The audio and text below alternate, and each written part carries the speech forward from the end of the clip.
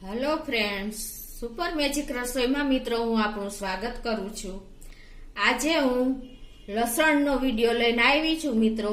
તો લીલું લસણ આપણે આખું વર્ષ કેમ સ્ટોર કરવું ને એના વિશે હું તમને માહિતી આપીશ મિત્રો, અને એનો વિડીયો આજે હું તમને રેસીપી બતાવવાની છું। તો તમે છેલ્લે સુધી મારો વિડીયો જોજો, અને તમને મારો વિડીયો ગમે તો લાઈક કરજો, શેર કરજો અને સબસ્ક્રાઇબ કરવાનું તો ભૂલતા જ નહીં। તો મિત્રો, જો આપણે હજી લીલું લસણ આવતું હોય છે ને, હવે લસણનો એન્ડ છે, તો ત્યારે આપણે એકદમ સરસ નહીં કાચું કે નહીં બહુ પાકેલું એવું લસણ આ છેલ્લે આવતું હોય છે, તો એ લસણ સ્ટોર કરવા માટે બેસ્ટ છે।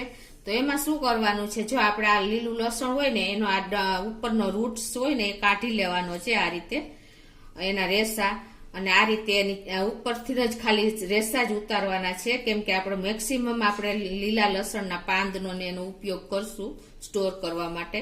તો આ રીતે તમારે એક છોતરું આ રીતે ઉતારી લેવાનું, ઉપરના રેસા હોય ઈ ખરાબ, અને આ રીતે તમારે અડધા પાન પણ ઉપયોગ આપણે કરી લેશું। આ રીતે તમે જોઈ શકો છો મિત્રો। આપણે આખું વર્ષ લીલું લસણ સાચવવું બહુ અઘરું કામ છે, તો તમને આજે હું બધું ટ્રીપ્સ અને ટિપ્સ સાથે જ બતાવીશ, તો તમે છેલ્લે સુધી મારો વિડીયો જોજો મિત્રો। આ રીતે આપણે બધું લસણ તૈયાર કરી લેશું। તમે જોઈ શકો છો, આ જે ખરાબ પાંદ હોય એકદમ લીલા પાંદ હોય ને એટલા રાખવાના, બાકી બધા આપણે કાઢી નાખશું। બને ત્યાં સુધી આપણે મેક્સિમમ આનો ઉપયોગ કરી લેશું। તો આ રીતે હું બધું તૈયાર કરી લઉં છું।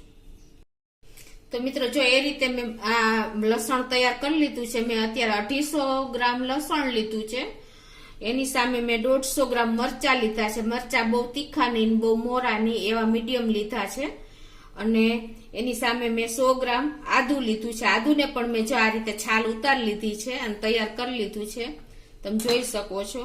આ રીતે લસણને પણ મેં તૈયાર કરી લીધું છે। હવે એને આપણે એક ચોખ્ખા પાણીએ ધોઈ નાખશું। તો આ રીતે આપણે લસણ સમાર્યા પછી આ રીતે આપણે ધોઈ લેશું, તમે જોઈ શકો છો આ રીતે। એટલે શું કે કાંઈ માટી કચરો કે કાંઈ પણ હોય ઉપરના ભાગમાં ન હોય, પણ પાંદમાં થોડું ઘણું હોય છે મિત્રો, તો પાંદ એકદમ ક્લીન થઈ જાય એ રીતે આ રીતે આપણે બધું લસણ ધોઈ લેશું, તમે જોઈ શકો છો। બહુ ગંદુ હોય તો આપણે 2 થી 3 પાણીએ ધોઈ લેવાનું। આ રીતે ધોયા પછી આપણે એને આ રીતે પેપરને આપણે કિચન નેપકિન હોય એની ઉપર આ રીતે આપણે પોળું કરી દેશું, એટલે એનું પાણી હોય એ શોષાઈ જાય। એ જ રીતે હું આ બધું લસણ ધોઈ લઉં છું। એ જ રીતે આપણે જે આ 150 ગ્રામ મરચા લીધા છે, બહુ તીખા નહીં બહુ મોરા નહીં, એને પણ આ રીતે આપણે ધોઈ અને આ રીતે પેપરને કિચન નેપકિન ઉપર આપણે પોળા કરી દેશું સાઈડમાં। એ જ રીતે આપણે આદુને પણ પાણીમાં ધોઈ લેશું સરખું। આ રીતે પાણી એનું બધું શોષી લેશું કપડાથી, આ રીતે કોરું કરી લેશું સહેજ લસણના પાંદ ને બધું। મિત્રો, આપણે જે આ લસણ તૈયાર કર્યું છે એના રેસા ઉતારીને એને આ રીતે આપણે રફલી ચોપ કરી લેશું, તમે જોઈ શકો છો આ રીતે, કેમ કે આપણે આને સ્ટોર કરવાનું છે, એટલે આપણે લીલું લસણ છે તો એનો મેક્સિમમ આપણે પાંદ જ્યાં સુધી સારા છે ત્યાં સુધી આપણે એનો ઉપયોગ લઈ લેશું।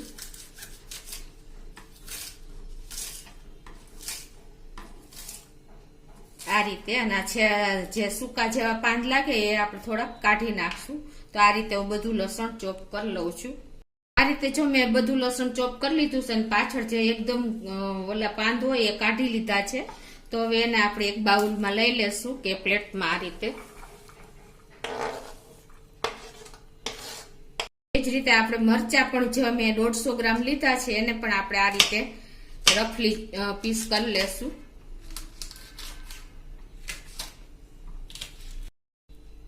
તો મિત્રો, જો આ મરચા પણ મેં કટ કરી લીધા છે, અને એના બીન્સ નથી કાઢવાના। એનું કારણ એ છે કે એને હિસાબે આપણે પેસ્ટના જે બનાવશું ને એ લાંબો ટાઈમ સુધી આખું વર્ષ એવો ને એવો ટેસ્ટ અને કલર બંને જળવાઈ રહેશે। તો હવે એને પણ આપણે કટિંગ કરેલા મરચાને એક બાઉલમાં લઈ લેશું।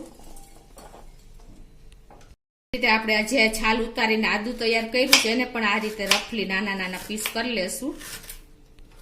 તો મિત્રો, જો આદુને પણ આપણે આ રીતે જ પીસ કરી લીધા છે, હવે એને આપણે આ મિક્સર જાર છે, આપણે દાળ ને ચોખા પીસવાનું આપણે લઈએ છીએ ને એમાં જ આપણે આ બધું એડ કરી દેશું આ રીતે, અને એને આપણે ફાઇન પેસ્ટ કરી લેશું આ રીતે. બધું ન આવે તો આપણે થોડુંક પેલા લસણ થોડું બાકી રાખશું, બાકી બીજું બધું નાખી દેશું આ રીતે. આપણે અડધાથી થોડુંક વધારે એટલું ભરવાનું છે. અને હવે એમાં આપણે ટેસ્ટ એકોર્ડિંગ 1 ટીસ્પૂન જેવું સોલ્ટ નાખી દેશું, પણ અત્યારે હું સોલ્ટ નથી નાખતી, તમારે નાખવું હોય તો તમે નાખી શકો છો. અને આપણે 1 લીંબુનો રસ નાખી દેશું.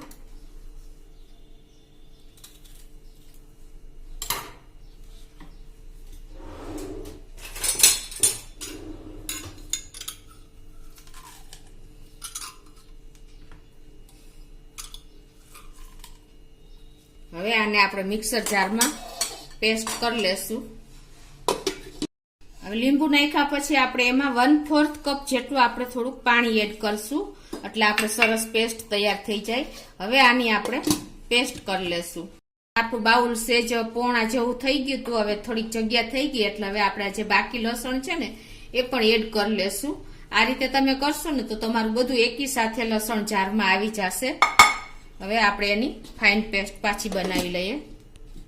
તો જો આપણે સરસ પેસ્ટ તૈયાર કરી લીધી, તમે જોઈ શકો છો આ રીતે આપણી પેસ્ટ તૈયાર થઈ જાય છે. હવે આપણે શું કરવાનું છે, આને આપણે સ્ટોર કરવા માટેની હું તમને રીત બતાવું. એના માટે આપણે આવી રીતે આઈસ ક્યુબની જે પ્લેટ આવે છે ને એ લેવાની છે મિત્રો. આ તમને બહુ ઈઝી મેથડ પડશે, ગમે તૈયાર તમારે યુઝ કરવો હોય ને તો આપણે શાકમાં કે આપણે કોઈ પણમાં આપણે 1 ચમચી કે એ અડધી પોણી ચમચી જેવો આપણે ઉપયોગ કરવો હોય ને તો તમે ઈઝીલી આ ક્યુબ કાઢીને એનો ઉપયોગ કરી શકશો મિત્રો. અને તમે કહેતા હશો કે આ રીતે તો પેસ્ટ અમે પણ બનાવી છીએ, પણ મિત્રો તમે એ જે આપણે બનાવીએ છીએ ને એ 1 થી 1.5 મહિનો રહીએ છે, પણ તો જો તમે આ રીતે સ્ટોર કરશો ને તો તમે આખું વર્ષ આ ક્યુબનો ઉપયોગ કરી શકશો. અને તમને આખું વર્ષ એમ લાગશે કે લીલું લસણ આપણે માર્કેટમાંથી લઈએ છીએ એવો અહેસાસ થશે મિત્રો. તો જો આ રીતે તમારે હું 1 ટેબલ સ્પૂન જેવી 1 ક્યુબ નાખું છું. આ રીતે એક બોક્સમાં નાખતી જવાની છે. અને આપણે એને આપણો આ માપ પણ પરફેક્ટ રહેશે, કેમ કે આપણે આટલું તો માંડ ઉપયોગ કરતા હોઈએ છીએ, જે તમારી અનુકૂળતા પ્રમાણે તમે લઈ શકો છો.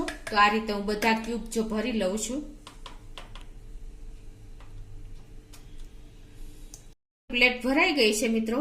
હવે આને આપણે જે આઈસ બનાવવા માટે જે જગ્યા હોય છે ને ત્યાં આપણે એને સેટ કરી દેશું. મિત્રો જો આપણે જે આઈસ આ જગ્યાએ આપણે સેટ કરી દેવાની છે, અને આપણે 4 કલાક આપણે રાખશું એટલે આપણા તૈયાર થઈ જશે ક્યુબ.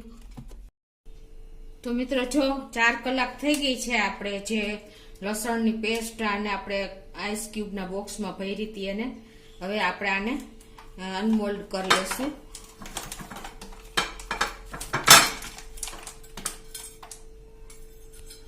આ રીતે અનમોલ્ડ થઈ ગઈ છે, તમે જોઈ શકો છો. આ રીતે આપણા બધા ક્યુબ તમે આ રીતે તમે તૈયાર કરી શકો છો. ગ્રીન લીલા લસણના આપણે બનાવીને તમારે જ્યારે શાકમાં કે કોઈ પણ વાનગીમાં ઉપયોગ કરવો હોય તો તમે તરત જ આપણે વઘાર કરી ત્યારે તમે 1 ક્યુબ મેલ્ટ ન કરવું હોય તો એમને પણ નાખી શકો છો મિત્રો. તો આખું વર્ષ આનો સ્વાદ અને સુગંધ એવો ને એવો રહે છે.